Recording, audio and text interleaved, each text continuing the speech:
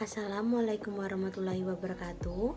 Halo teman-teman semua, perkenalkan nama saya Baugain Villa Enulta, NPM C1C018084. Di sini saya akan membuat video pembelajaran untuk mengampu mata kuliah Akuntansi Keuangan 2. Pertemuan kelima membahas mengenai lanjutan chapter 14 yaitu non-current liabilities. Nah, pembahasan pertama ini mengenai metode bunga efektif. Nah, di dalam metode bunga efektif ini terdapat obligasi diterbitkan antar tanggal bunga, obligasi diterbitkan di par, dan obligasi diterbitkan dengan diskon atau premium. Oke, yang pertama kita akan membahas mengenai obligasi diterbitkan antara tanggal bunga. Di sini dijelaskan bahwa investor obligasi akan membayar penjual bunga yang diperoleh dari tanggal pembayaran bunga terakhir hingga tanggal penerbitan. Pada tanggal pembayaran bunga tersebut, pada tengah tahun berikutnya, investor obligasi akan menerima pembayaran bunga 6 bulan penuh. Nah, yang kedua, obligasi diterbitkan di par. Di sini dijelaskan bahwa jika tingkat yang ditentukan oleh perusahaan sama dengan tingkat bunga yang tercatat di obligasi, maka obligasi diterbitkan pada nilai par. Lalu yang ketiga, obligasi diterbitkan dengan nilai diskon dan premium. Di sini dijelaskan bahwa jika kontraktual lebih besar dari market, maka disebut premium. Namun sebaliknya, jika kontraktual lebih rendah dari market, maka disebut diskon. Nah, selanjutnya kita akan membahas mengenai hutang wesel jangka panjang. Pada hutang wesel jangka panjang ini, perlakuan akuntansinya mirip dengan obligasi, yaitu wesel dinilai pada nilai sekarang dari bunga masa depan dan arus kas pokok, dan perusahaan mengamortisasi diskon atau premi selama umur wesel. Selanjutnya, wesel diterbitkan pada nilai nominal. Dijelaskan bahwa dicatat pada nilai nominal tanpa nilai premi ataupun diskon, karena wesel yang diterbitkan pada nilai nominal, nilai sekarang wesel akan sama dengan nilai nominalnya. Selanjutnya, wesel tidak diterbitkan pada nilai nominal. Nah, di dalam wesel tidak diterbitkan pada nilai nominal ini terdapat wesel tanpa bunga dan wesel berbunga. Di wesel tanpa bunga berarti tidak ada pencatatan kontraktual yang dituliskan pada sertifikat weselnya. Perusahaan penerbitan mencatat selisih antara jumlah normal dari nilai sekarang atau uang diterima. Sebagai perusahaan yang menerbitkan wesel dipastikan diskon atau dikarenakan kontraktual 0% dan mengamortisasi jumlah tersebut ke beban bunga selama umur wesel. Selanjutnya, wesel berbunga. Nah, di wesel berbunga ini sama halnya dengan obligasi, dengan cara yang sama dan menentukan apakah diskon atau premium. Selanjutnya, pembahasannya mengenai situasi hutang wesel khusus.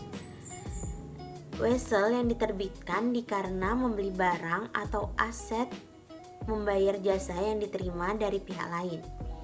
Nah, ketika menukar instrumen utang untuk properti, barang, atau jasa dalam transaksi tawar-menawar, tingkat bunga yang dinyatakan dianggap adil, kecuali yang pertama, tingkat bunga tidak dinyatakan, atau yang kedua, tingkat bunga yang disebutkan tidak masuk akal, dan yang ketiga, nominal yang dinyatakan jumlahnya berbeda secara material dari harga tunai kini untuk item yang sama atau serupa, atau nilai wajar kini instrumen utangnya. Selanjutnya, pilihan suku bunga. Di dalam pilihan suku bunga ini, jika sebuah perusahaan tidak dapat menentukan nilai wajar dari properti, barang, jasa, atau hak lainnya, dan jika wesel tersebut tidak memiliki pasar yang siap pakai, nilai sekarang dari wesel harus ditentukan oleh perusahaan untuk mendekati tingkat bunga yang berlaku atau imputasi. Nah, Di dalam pilihan suku bunga ini, pilihan dari tarif dipengaruhi oleh tarif yang berlaku untuk instrumen serupa dan faktor-faktor seperti pembatasan, jaminan, jadwal pembayaran, dan tingkat bunga utama yang ada. Nah, selanjutnya hutang wesel hipotek. Di dalam hutang wesel hipotek ini juga termasuk wesel jangka panjang, tetapi ia memiliki jaminan berupa properti atau aset. Biasanya ada pembayaran secara angsuran. Di dalam hutang wesel hipotek terdapat surat promes yang dijamin dengan dokumen yang disebut hipotek yang menjaminkan hak milik atas properti sebagai jaminan atas pinjaman. Seperti yang pertama umum bentuk wesel bayar jangka panjang, yang kedua dibayar lunas pada saat jatuh tempo atau dicicil, yang ketiga hipotek suku bunga tetap, dan yang keempat hipotek dengan suku bunga variabel. Selanjutnya pembahasannya mengenai masalah khusus yang terkait dengan kewajiban tidak lancar. Nah, akuntansi pelunasan dari kewajiban tidak lancar. Yang pertama, obligasi dilunasi tepat pada tanggal jatuh tempo. Yang kedua, pelunasan sebelum atau lebih cepat dari tanggal jatuh tempo berarti tidak dilunasi sebesar nilai nominal. Jika yang dibayar oleh tinggi dari nilai tercatat, maka kita mengakui loss, tetapi jika sebaliknya, maka kita mengakui gain.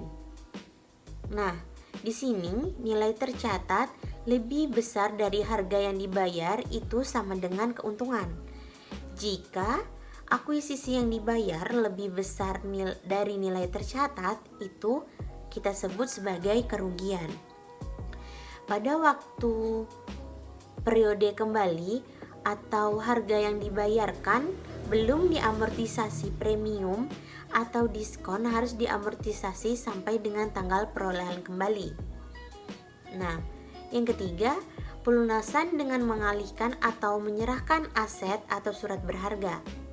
Di sini dijelaskan bahwa kreditor harus memperhitungkan aset non-cash atau kepentingan ekuitas yang diterima pada nilai wajarnya, dan pengutang mengakui keuntungan sebesar selisih lebih jumlah tercatat utang atas nilai wajar aset atau ekuitas ditransfer atau keuntungan.